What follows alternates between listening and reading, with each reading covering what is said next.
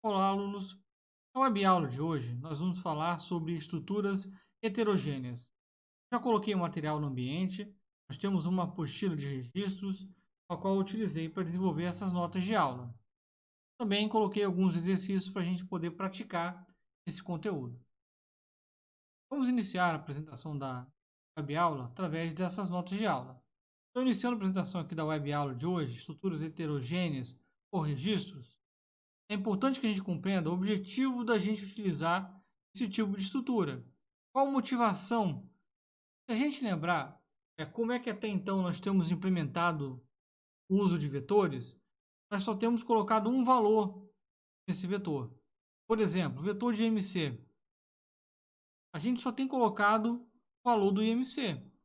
Não importa se é 10, se é 100, se é 1000 IMCs.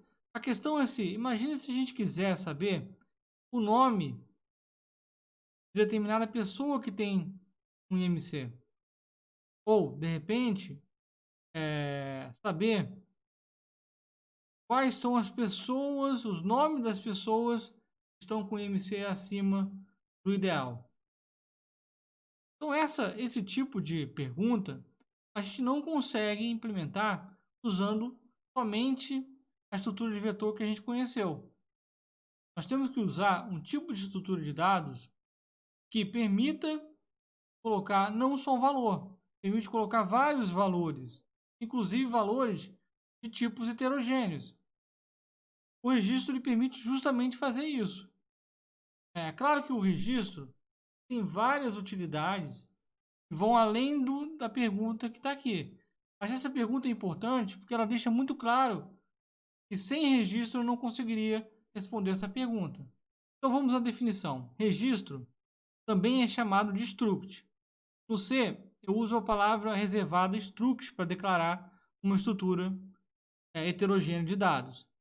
Então eu uso struct seguindo pelo nome que eu quero dar para aquele registro. Dentro do registro, fechando entre parênteses, inclusive colocando ponto e vírgula aqui no final, eu coloco todos os campos que eu vou utilizar naquele registro. Na prática, pessoal, é como se a gente estivesse criando um novo tipo de dados, mais um tipo de dados que permite armazenar não só um valor, permite armazenar nesse exemplo aqui 4 valores.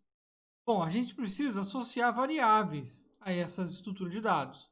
Então, nesse exemplo aqui, estou criando duas variáveis aqui que são associadas a este registro. Então, a variável pessoa aqui, ela é uma variável que não armazena só um valor. Ela vai armazenar, nesse caso, 4 valores. E esses valores têm seus próprios nomes aqui, né? Mas sempre associado à variável que eu estou declarando. Quando você for declarar uma variável, eu tenho que colocar o nome completo, usando inclusive o struct aqui. Nesse caso aqui, o vetor, cada um dos meus índices tem um registro. Então, cada um dos meus índices desse vetor funcionários tem 4 campos. Okay? Então, professor, como é que a gente faz para acessar cada um dos campos dentro de uma variável? Se a variável possui 4 campos, como que eu faço para acessar cada um dos campos? No C, a gente utiliza um conector. Conector ponto, basicamente. Eu coloquei vários exemplos aqui que demonstram atribuição ou leitura, né? Então, aqui, por exemplo, uma atribuição. A variável é pessoa. Vamos ver o exemplo do último slide ali. Para mim acessar cada um dos campos, eu coloco pessoa, que é a variável, ponto, e aí eu coloco, seleciono aqui qual que é o tipo, qual que é o campo que eu vou utilizar dentro de pessoa. Então aqui eu estou atribuindo valor 1 para o campo código de pessoa. Lembrando que o registro possui um código do tipo inteiro. Poderia colocar outro aqui, a ordem não importa aqui, eu poderia colocar como primeiro campo aqui, ao ser preenchido, o salário. Um exemplo usando o scanf. O scanf funciona de maneira idêntica. Então aqui eu estou lendo do teclado, preenchendo o campo nome de pessoa. Como o nome ele é um vetor, eu coloquei %s aqui. No caso de vetor, funciona igual também, só que aí eu tenho que especificar cada um dos meus índices. Aqui eu estou, por exemplo, preenchendo o código, campo código, no índice 0 do vetor.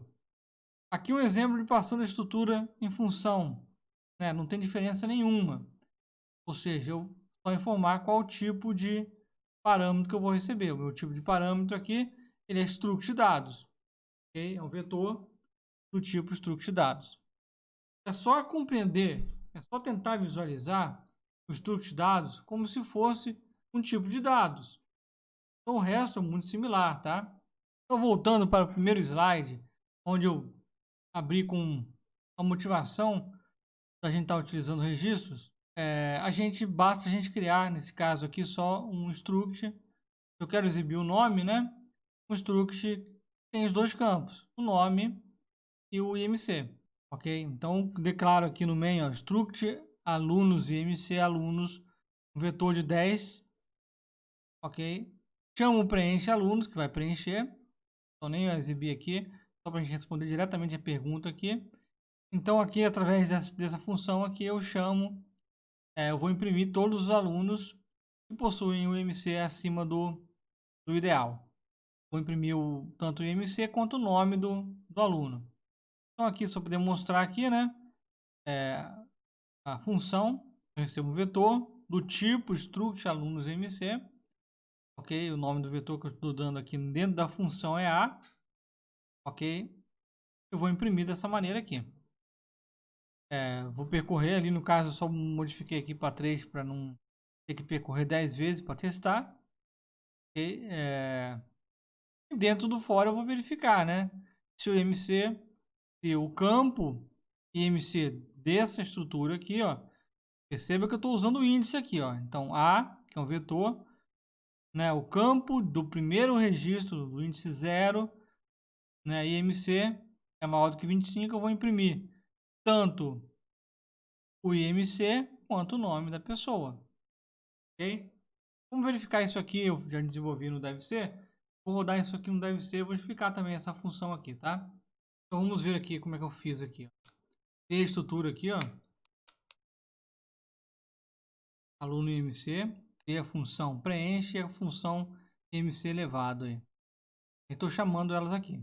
Aqui eu vou preencher o vetor, né? O vetor com 10 registros de aluno IMC. Então vou fazendo fora aqui, vou pedir para a pessoa informar o nome, o peso e a altura.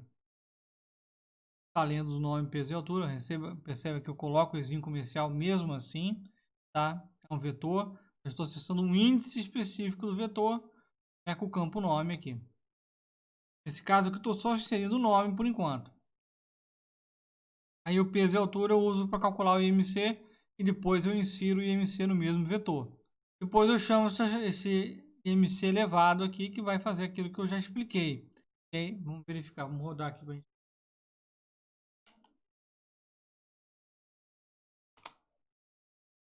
Bom, então abriu aqui, né? Vamos colocar aqui alguns valores aqui. Esse é o meu, né? Acho que estou acima do peso ideal.